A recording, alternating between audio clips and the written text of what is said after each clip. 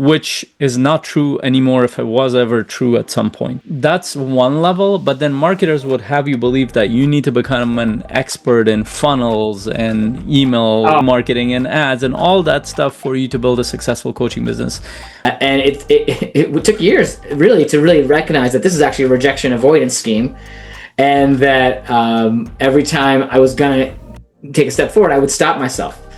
Waiting for perfection, or waiting for like the right moment, or waiting for the right client, or waiting the right program to buy, which of course I've done many times.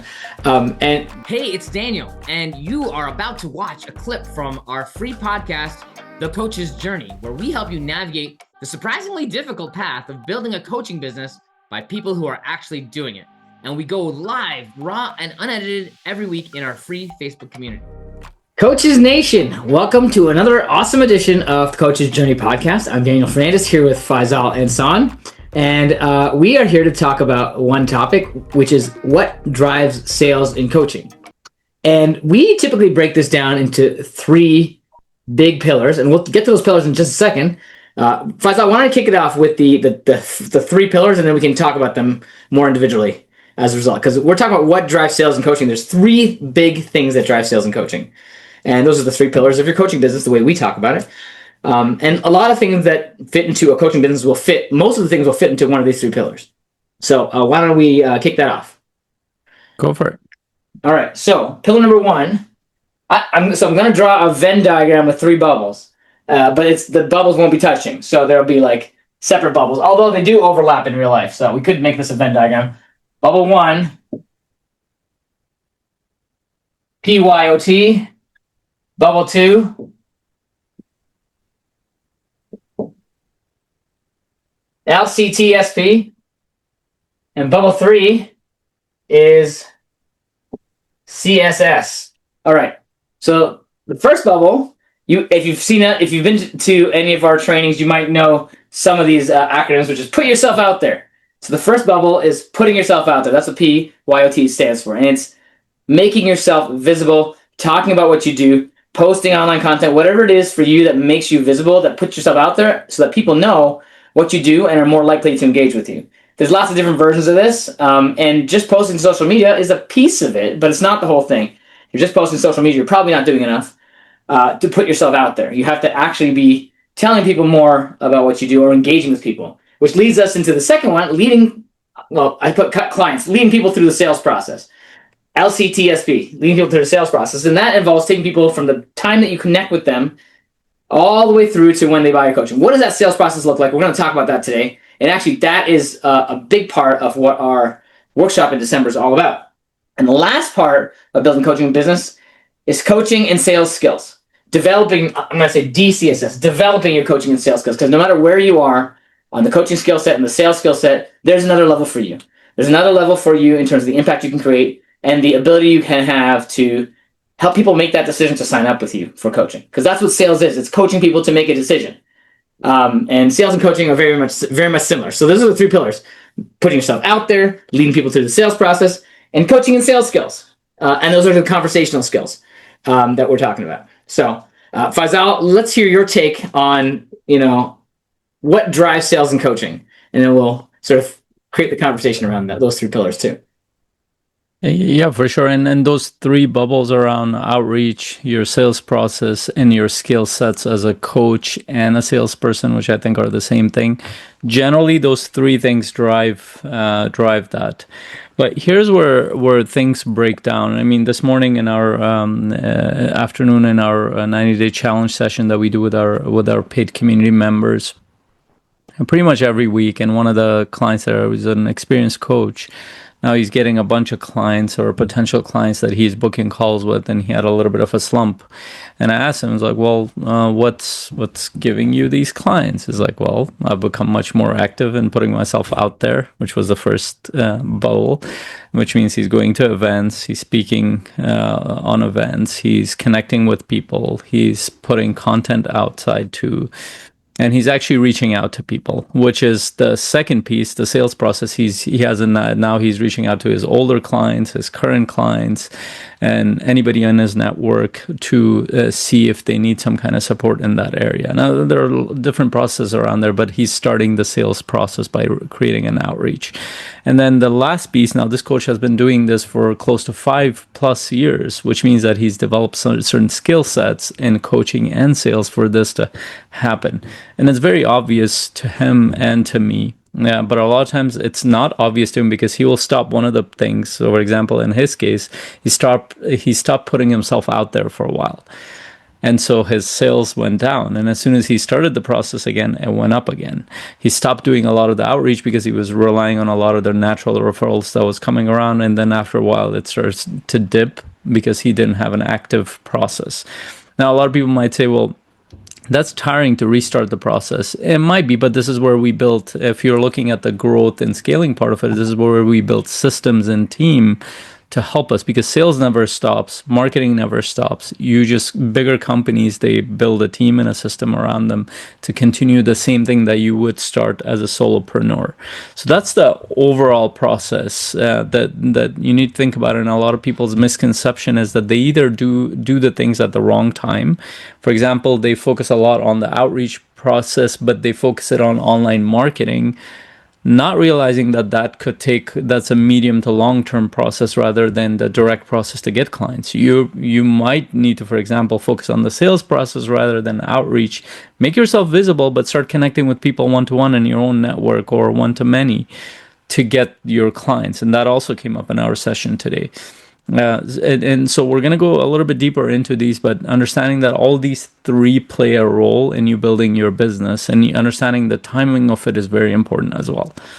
Yeah. So I like the names that you gave these pillars today. And so we can call them outreach, sales process, and skill sets. And the formula for outreach is put yourself out there. That's like the mantra, right? If you're doing outreach, that means you're putting yourself out there in whatever way that looks like for you.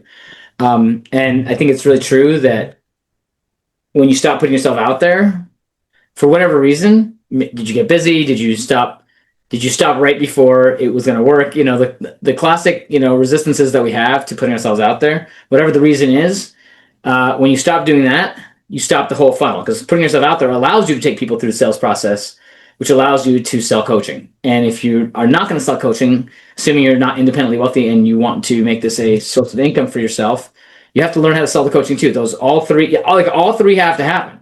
You have to know how to put yourself out there and do it. You have to know how to take people through the sales process and do it. And you have to know how to have the conversations, because the whole point of it is to get them on a call with you and demonstrate your skill sets, demonstrate the value you can provide, so that they can make the decision to work with you.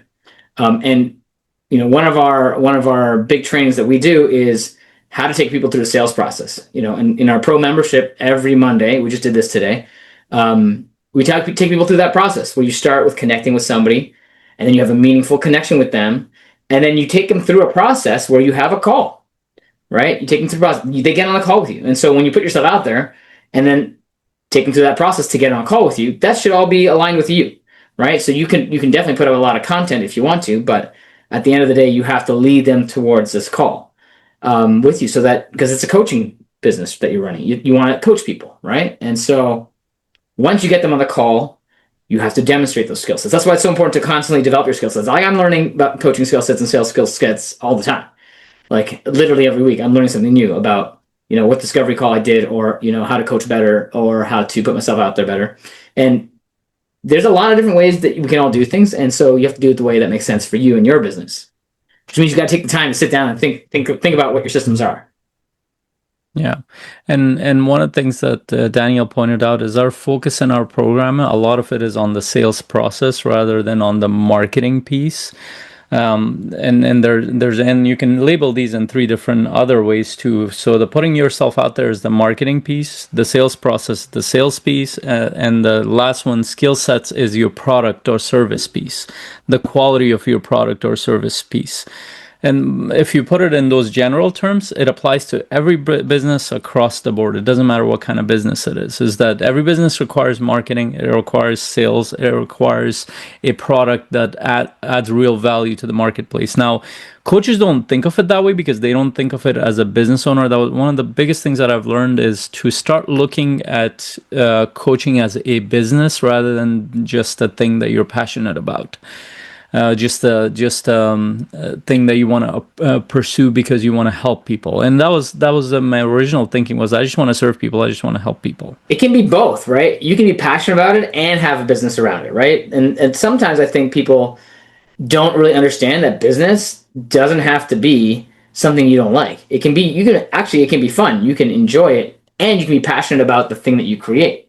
There's a lot of businesses out there where that's the case. Sometimes there's businesses where that's not the case, where people don't actually enjoy what they're doing. But in the coaching world, people coach because they love to do it, and they have this internal, drive and motivation to help people around them with their lives, with their businesses, with whatever it is that their niche is, because they have a passion. They have a passion, and it's one of the unique things about the coaching business that is, I think, really attractive to for in terms of like freedom and entrepreneurship. It allows you to build something that you believe in, that is very personally connecting to what you care about, that is actually sustainable if you think about it from a business lens.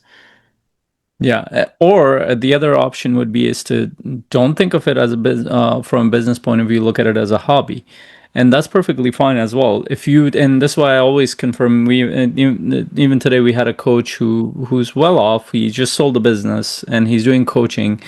And he mentioned this phrase saying that I'm doing coaching for impact rather than money. And I had to check in with him. What did he mean? Does he not want to make money? Is he doing this as a volunteer, as pro bono, because of the thing that he's interested in? That would be perfectly fine. But then he corrected it and he said that, no, I want to do it for impact, but I want to make money in the process as well. And that's a choice. But he could just as easily say that I don't want to do it for money piece. And that could also, even if you don't have the money, you could potentially make the choice and say that, you know what, I want to do this as a hobby on the side. Which means that you're making a decision. But as soon as you say that I want to get paid doing this, you're talking about the realm of professional coach. That could be part-time, full-time, whatever form that takes, that's different. But as soon as you go in that realm, which means that now you need to understand the model of business. Money falls in the model of business. If you don't understand that, it won't work. And you might say that, oh, well, I want to do it as a job. Well, then you're going to have to find some organization that will hire you. Is that impossible? No, but it will be incredibly hard for you because the coaching is not a big system business like therapies, for example. You can't just get trained and somebody will hire. They will, in fact, in most cases I've applied for it, they will ask for at least, I think it's like a 1-year experience as a coach, which means, or a number of, you've worked with 100 people. And then I always looked at it when I was like every other industry. if I had that, I wouldn't even need you to begin with. Then I was like, oh, screw that. I need to learn to work with people. But most coaching organizations, including us, we've hired more experienced coaches. And it's not like a job, like a startup job. You need to have a certain level of experience. So it doesn't even make sense for people to say, well, I'm going to launch a business and I'll be the best coach. You would have to get certain experience under your belt for you to be able to get paid by the marketplace or even by an organization who has hired you, because they're going to do their due diligence. Yeah, it is totally possible to get a job coaching. It's not necessarily, like you said, for if you're a newcomer, it's not necessarily going to be as easy. Just like it is in the engineering field or the accounting field. Like, having experience is always a benefit. That's why it's really important, I think, whether you're getting a job or not, to build your own experiences as a coach, because going through the process of creating your own clients is a valuable skill set and development, and a valuable sales skills, which you need as a coach. Because, we were saying this before, what drives sales and coaching? It's actually the coaching itself, which is also the selling.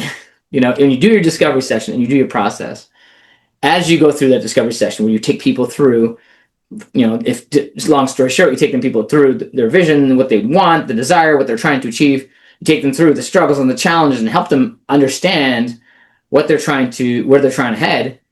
You help them understand their emotions. You help them understand what's going on in their life. You see the whole landscape with them, and then taking them to the next stage of helping them make the decision, making them an offer. All of those pieces of the puzzle to get them to sign on with you as a client are so valuable for you as a client to try and to like fail and succeed multiple times so you can get a feel for what that level of coaching is. And so if you have never sold coaching, go try it. Like, you're going to get so much out of the value of the attempt at selling it. And ultimately, if you can't sell your coaching, then people aren't going to coach with you. So like at the end of the day, if you want to add the value, if you want to make that transformation for people possible, they kind of need you to practice this skill set. Yeah, and this is where, assuming that you want to build a business and that's a decision you've made, then and this is where timing gets all messed up with this stuff, because in the world of marketing, the people who are really good at marketing, what they want you to believe is that what you need to understand in the beginning is your marketing skill sets, which is the first bubble we talked about, is the outreach and being visible as a coach. Now, there's one form of marketing, which is you just need to be open. It's like you opening a storefront. You don't need to know that many skills as a marketer. You just need to be visible for people to see that, oh, I'm there as a coach. So in the words of Rich Littman, don't be world's best kept secret as a coach, because that's not going to serve you. And so that's one level, but then marketers would have you believe that you need to become an expert in funnels and email. Oh, I've been down that road. and social media marketing and ads and all that stuff for you to build a successful coaching business, which is not true anymore if it was ever true at some point in time.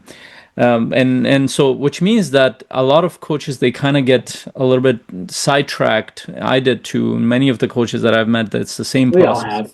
they fall for a course that tells them, well, you need to build your course, or you need to build a coaching program with these funnels, and they go through the rabbit hole of that, and they build their funnel, they build their course, and nobody's showing up.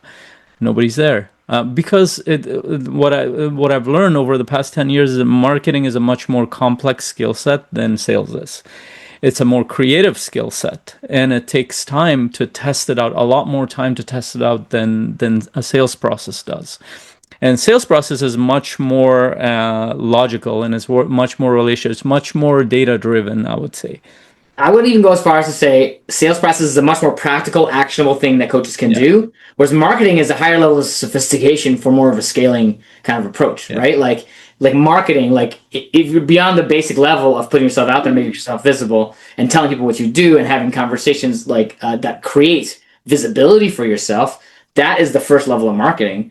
When you start going beyond that with funnels and ads and things, that's a little higher level of sophistication, which is not wrong to do. But for most coaches, it's the sales process, not the marketing process, that is the bottleneck. So I want people to think about, like, what is the critical path, the thing that gets you the farthest, the fastest, for the most reward at the beginning. It's actually the sales process rather than the marketing. You need to have some visibility for sure.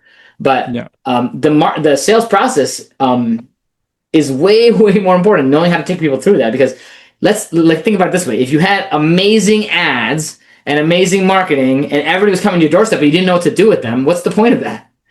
Once you know what to do with them and take them through the process, now you're ready to add more incoming, right? People fall into the trap. It's like, I don't have enough leads. Well, you're actually not taking enough people through the sales process to have the confidence to then scale your leads more reliably. Yeah. And this is why whenever you hear marketers that are really good, when they say you're going to build a 6-figure business in 1 year or 2 year or 7-figure business or whatever the hell the number they throw at you, just multiply that by 10. The number of years they tell you, because and then I'm not saying somebody can't build a business in 2 years or 1 year. It depends on the product, service, their skill set. So many factors involved in there, but marketers will promote it to everybody not knowing anything about their skill sets, their process, how much experience they have, all that stuff. And I was actually sharing this when I started out. I thought I would write my book and be a speaker within the first year or two. It took me about 6 to 10 years to do any of that stuff, and I'm just beginning to write one of my books. And I'm not saying it couldn't have taken shorter time, but when I looked at all this, one, it was unnecessary. I put off the book because it was not necessary to build a business, but now it's necessary for my brand as I'm looking at it. So then what becomes important is those two other bubbles. It's the sales product process and product. This is why if you just take a salesperson and put them in an ecosystem where they have an amazing product and the salesperson believes in that product, they will be able to make a lot more in commissions than a coach who would start their own business. Because there are two problems with that. One, they would have to believe that their product is really good. And you have no way of knowing without testing that out, because you haven't coached enough people to know that. So in their mind, they might say, and they might even like, I'm a great coach, and my services are great, but how do you know? You Yeah. don't have 100 people who have gone through it. And most companies, they would test the product for a long time before they hire somebody, and then Yeah. they convince them that this is a product that you want to sell. And so the salespeople do good. They still need to build the sales skill sets, but they don't need to work on the product delivery part. Yeah, you remind me of, you're talking about like why don't you come up with a minimum, like in startups they talk about minimum viable product, right? To me it's a minimum viable confidence. Like, you to really know that you are going to make a difference, like you have to have the experience of coaching to have the confidence to actually then decide to market yourself, or like it's a self-fulfilling cycle, right? If you Yeah. do it enough, take people through enough coaching that you know what a difference you can make, and they're telling you and they're paying you, now you are starting to get confidence, right? Now you have something to systematize. Now you have something to market and scale. But until you can take people through that more reliably, it's not going to. You're not going to have the confidence you need to make the system work. You'll have resistance at every step of the game. So having those clients that renew, having those clients that pay for coaching, having those examples of people you took through discovery sessions, even if they didn't sign up, that made a difference. That you had the reps. You're getting those reps. You know what it's going to be like every time. You get more and more confidence, and you're going to be able to make those offers more reliably. Yeah, for sure. And this is the problem that comes in, is that coaches are not confident in their product or service. And so they and this, I think this is a subconscious process to avoid putting that product or service out there, which takes courage to offer this to people, even if it's at a low tier or even free, to test it out. They go towards this complex idea of, they get pulled into building funnels and websites and social media presence. It's so much easier to avoid the real thing that's hard, which is actually practicing rejection. Because in their minds it's a lot of rejection, right? Like I went through this process, and it took years really to really recognize that this is actually a rejection avoidance scheme, and that every time I was gonna take a step forward, I would stop myself, waiting for perfection, or waiting for like the right moment, or waiting for the right client, or whatever, waiting for the right program to buy, which of course I've done many times. And like at the end of the day, like the thing that's going to give you the confidence is the actions you're avoiding by saying I don't have enough confidence. Well, it's like a catch-22, right? So funny. Yeah, and I've gone through the same exact process, and then ultimately what you end up with is, oh, I really got to put this service or product out there for people to see, and for them to see the value in it so they can promote it to the people around them, hence the referral base or word of mouth business that we talk about a lot. And then the part that most coaches are completely unaware of is they're usually more aware of marketing and, oh, I need to get better as a coach. And I think they do it in a theoretical way, which we'll talk about. But the part they're completely unaware of is a sales process. You need a sales process not only to know what you're taking people through, but also to troubleshoot pieces of that. I'm not saying that right. Your pronunciation. There are multiple steps. There are 10 plus steps potentially that can be in a sales process that you can actually tangibly and objectively troubleshoot if you knew what that is. But most coaches have no idea what that is because they don't look at it from a business lens. Yeah, so let's walk through those steps. So what drives sales and coaching? It's the sales process. It's the most important piece of the thing that drives sales and coaching. And of course, putting yourself out there is a part of that. Sales skills and coaching skills, conversational skills is a part of that for sure. But if you think about the process as a set of steps, at some point you connect with people. Let's walk through the 10 or so stages. You connect with people, then you'll at some point lead them through a process where it leads to a meaningful conversation. Whether that's the initial conversation or you hop on a connection call, that's usually what happens next. Is you have the connection call. Your job is to lead them to a connection call. Not because they're definitely going to be a client, but because you're going to connect with them. You're going to find out what's going on for them. You're going to tell them what's going on for you. And maybe there's an opportunity to have a professional container built, which is called a discovery session, which you can invite them. Hey, would you like support on that?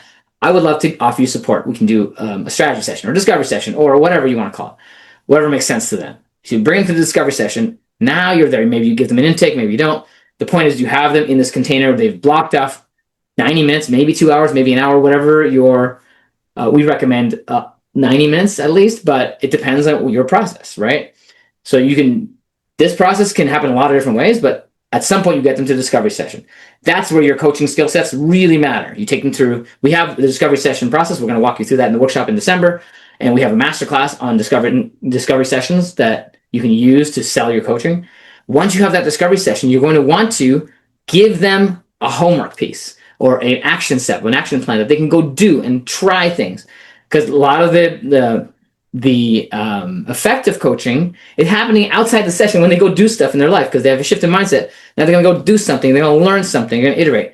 And whether that worked or didn't, the next stage, maybe you send them your testimonials, maybe you follow up with them, but make sure at the end of your discovery session, you book a follow-up time. Maybe it's a few days later, maybe it's a week later, whatever it is, you have a place on the calendar, which is what we're going to call internally here the offer call, but it's the place where you get back together and talk about what it would look like to work together as a coach and client. And when you get back, you can talk to them about, hey, remember those action steps? How do they go? They go well, they go poorly, whether they went well, and tells you the coaching is working, or whether they went poorly, which tells you how coaching will continue to help you. Either way, there's an opportunity for a deeper conversation around those steps. And have they seen your testimonials? Now you're ready to position an offer. And then there's a whole part in that offer call about making an offer. And hey, they're not going to say yes every time. If they were to say yes every time, that would be relatively remarkable, because even for very experienced coaches, there's a conversion rate, right? Not every offer call will lead to a sale. And so that's just normal. You need to go through and know that you're going to get no's so that when you get them, it doesn't turn you into resistance mode and it doesn't have you stop doing the things that will work. This is the practice loop that you have to do to really get good at, to drive sales and coaching. In the offer call, they may not say yes for you. If they do, great. Take your payment, set up your schedule, and get to town working on their stuff. But if they say no, that doesn't necessarily mean no forever. It doesn't necessarily mean that's the end of the road, because, hey, maybe you can get a testimonial. Maybe you can get a referral. Maybe you can follow up and they'll be ready soon later. Who knows what's possible, even if they say no right now to the coaching. So you don't have to stop at the end of the offer call if they didn't say yes right away. There's a whole nother sequence of things. You can continue to nurture them and add value to them and stay top of mind with them and make sure they know that you're there to support them. And you can also ask, who do you know who would benefit from this process that we just went through, which is a really valuable coaching process that they just experienced. And they probably know a few people. And if they don't, you can follow up with them again and say, hey, is there anybody you know? So you can generatively, exponentially increase your network. And if you track this stuff well, then you can actually be organized enough to continually refresh your referrals and your offers in people's minds and eventually sign clients. Now, you have to take the feedback you get from that process and adjust accordingly and know where in that process the system is broken. Where's your weak link? Where are the leaks in your quote pipeline, your sales process? But that's the process. That's basically the process that drives sales and coaching. It's not doing it once that drives it. It's doing it over and over and over again and repeating it, even if you don't like the result of the no's that you're getting. Yeah. And I mean, it feels complex, but when we share it visually and pretty much we spend every week breaking down that process. We theoretically break it down, and then we ask the coaches who have tried it, be like, okay, which part of this process is not working for you? And before that, and this, the beauty of it is that you actually naturally go towards marketing yourself, and you naturally build skill sets in the process, because you have to put yourself out there. It doesn't have to be on social media, but you can talk to people. You can share it with your loved ones. You can take the people in your life through your sales process, and you don't even need to offer your coaching to them. You can ask for a referral. In fact, that's my first 3 clients. I got it from my network of friends and family. I didn't have a specific niche or people I was reaching out to. I didn't have any network to speak of when I started out. But it was doing that over and over, asking for testimonials, asking for referrals. Sometimes it happened naturally. Sometimes I had to ask for it. I didn't even know what referrals were, but just the fact that I was taking people through that and making some kind of offer or had some kind of call to action, it slowly started to I started to notice what are my shortcomings as a coach in my product, service, delivery.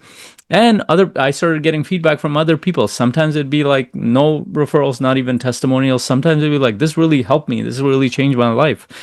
how do I promote you to other people? How can I? And people started asking me for that. Then I started realizing, okay, I'm building up skill sets. My product is getting better, service is getting better. And then I started promoting myself more. And this is a question I always ask coaches. And at some point, like, how come you're not on rooftops screaming about your services and products? I mean, of course, I'm being facetious about this a little bit, but if you really were confident in your thing, you would be promoting it every day. The reason why you're not doing it because you don't have enough evidence, you don't have enough practice, you don't have enough feedback. That's what we try to do in our community of coaches. That's where you get a model for other coaches who are successful, who are actually trying things, not in a certification where you're sitting there theoretically behind the Zoom saying that, oh, I'm gonna build my business in a year or 6 months, but actually we're actively working on that right now. Yeah, when we started CMC, we were trying to go beyond theoretical, so we non-theoretically created a coaching circle to coach each other through our certification frameworks and stuff, and that's actually how CMC got started. We eventually realized even that was theoretical. It wasn't real-world, actual iterations and reps with clients, potential clients. That was actually way harder than coaching a coach that you know from your cert. And like ultimately, what we really need to do is to really focus on the business stuff, and which is this kind of the evolution of CMC too. We learned that the business piece of it and the sales process piece is like one of the most fundamental pieces that you can't do in a coaching circle. You know, that doesn't work that way with coaches coaching coaches. And so we've shifted our model that way too. Yeah, and it's fine. You can use that as a way to practice, but ultimately when you're in front of a client, that's usually not a coach. They will not understand your language of personal development. They will not understand you explaining things in your own way. They will not even understand your questions at times. You will have to find better and better ways of supporting people. And I'll share a quick story. Almost every client and this is one of the ways that I've actually worked with my clients, I've gotten better and better leads, is when I start working with somebody who's really interested in the world of personal development and growth, and they're part of an organization or they're building a business. Almost always they will say that, you know what, my spouse or my friend or my business, they don't care about personal development. They don't care about growth.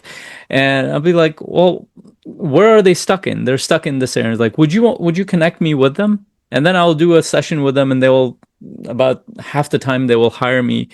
They were like, how did that happen? I'm like, I spoke their language. I asked them questions about that. I didn't care about personal development. The reason why they are not hearing you is because you keep talking about yourself and what you're doing.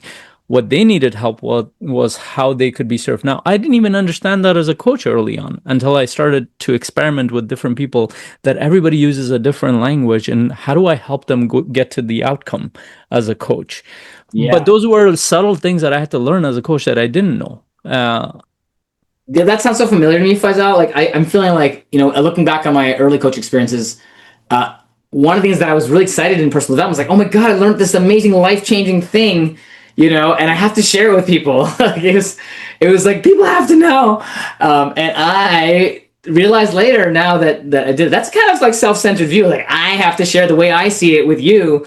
And later on, I realized like it's actually like I can use this lesson and this depth of experience that I've had in my adversity and my challenges and all that stuff as a foundation for me to feel comfortable and confident that I can take these clients through the similar experiences or adversities or challenges, whatever they're going through, in their own term, on their own terms, in their own language. And that's not to say I don't sometimes teach something in my language, but the point I'm saying is like meeting people where they're at, and that's where the discovery session really matters, that you do this, where you can show them that you can jump into their world and be in their world, building up the landscape that they haven't been able to see about their world around them. So if you can create a really clear picture for them about their own world, they'll feel like you understand them more than anybody else in their life has ever understood them, including themselves.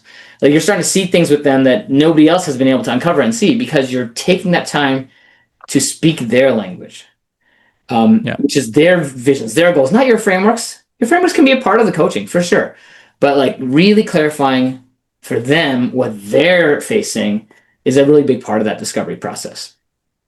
Yeah, and that's one of hundreds of things that you get to learn as you work with people. I didn't learn that in books. I didn't learn that in all the certifications that I went through. I learned that through doing the work. And I learned it in books and I didn't practice it, and then I learned it the hard way, and then I practiced it. And I'm like, oh, I those actually books are don't right. remember learning that anywhere. And I realized because I kept using personal development language because I cared about it, and my clients kept using the same thing. But I started getting a whole wave of referrals with people because they realized that I could help their team members, partners, so many people because I realized. And a lot of that I learned because I kept using the same language. I kept pushing the same. It wasn't working with clients. I'm like, what's not working? And I kept listening to my calls. I kept bringing it to different communities of coaches, our community, CMC at that time. Like, what's off about this? Why isn't this working?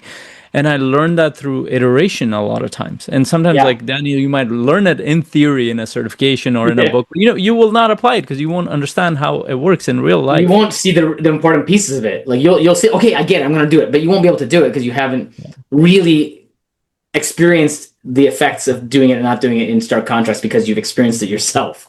You go into that transformational version where like, oh my gosh, I'm not going to do that again.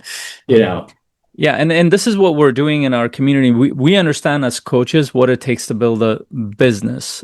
We don't look at it from a marketing point of view or even from a business coaches or consultant point of view. We look at it from because we've had to face these challenges to build our coaching business. We've seen multiple other coaches face very similar challenges, different variations of it, but it's always the same thing. And so we spend pretty much every week breaking down these things. For the first time we're running a workshop like this, a version of this, we're actually spending 3 hours with you, not just theoretically talking about this, we're walking you through your sales process. We're looking at what might be holding you back in that process. We're troubleshooting some of this stuff. We're doing hot seat coaching. We're doing breakouts, so many things to talking help about you AI. understand it. Yeah, and we're also bringing AI into the picture because that is a relatively new thing. When we started, Daniel and I started, that was nowhere to be seen. But now in the past 2 years, AI has become a dominant force in every business, not just coaching business. Right. So we're going to be going into that as well.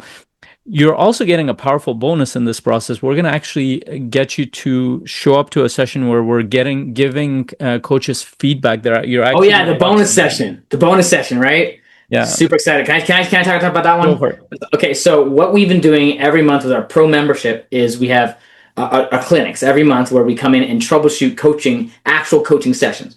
So what we're doing in December in our coaching and sales clinic is we're having a member of our coaching team sign up to be the coach, and we're going to be getting a client from the broader community to be a client. And that coaching client will do a discovery session in front of our very eyes.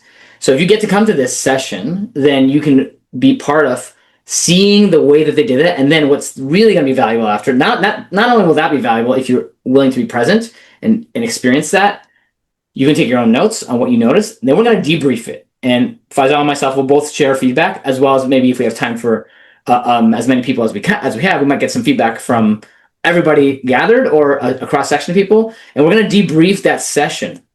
And this is going to be a really powerful experience for everybody because we're talking about the discovery call, which is the fundamental place that you sell coaching. And so as a result of that session, everyone's going to learn. The coach is going to learn. The client's going to learn. All of us as observers and debriefers are going to learn. And you're going to take away the thing your edge. Like every single time, people are taking away their absolute edge of growth in doing these discovery sessions. And you're going to take away a ton of distinctions for you in your discovery process that will take it to the next level, whatever level you're at. And so as part of our December 10th workshop, this coaching sales clinic is happening the week before. So if you register for a workshop, we've never done this before, we're going to give you an observer pass to come to observe that session. You can also apply to be a client. We can only have one client for the session. But if you sign up for the workshop on December 10th, the preceding week, we have this coaching sales clinic that we're really excited for you to come and debrief with us and learn about discovery sessions, real live in-person experiences there. So, virtual, not in person, but face-to-face, So I'm super excited about this, this coaching sales clinic. So if you go to cmc.coach/workshop, you can register for the workshop and you'll get the emails about that automatically as part of that. Yes, and once again, if you're listening to this afterwards, we're in, this is November 17th, we're recording this, but this might go out way later into our podcast. You might hear all this, be like, oh, I missed it. You might not have. We might have the recording. We might have a bunch of bonuses related to that. So definitely join our group, our community in Facebook by going to cmc.coach. The link should be below. And just joining our community will give you these live sessions. We actually do our podcast live every week, and we add a ton of value in our community. And we do these free workshops every now and then that the first people that find out are those who are part of our group. So definitely join our group. You might even have some bonuses still available from this workshop. So join our group and you'll find out, and we'll be able to support you moving forward. Right. And don't forget your 3 coaching pillars. The marketing pillar, which is outreach, which is also known as put yourself out there. And the sales pillar, which is your sales process, which is leading people through the sales process. And your product pillar, which is your skill sets, which is developing your coaching and sales skills. Those are the 3 pillars that will make your coaching business succeed, but you got to do all 3. Especially practice the sales process, because the better you get at this, the more confidence you have to do everything here. So, and the greater your skill sets will develop. So with that, thanks for listening to this episode of the Coach's Journey podcast. Please send this to a friend who's also in the coaching world, who wants to build our coaching business, who's actively building that, and invite them to our workshop at cmc.coach/workshop. And we will see you at the workshop or next week on the podcast. Awesome. We'll see you then. Take care. Bye. Bye.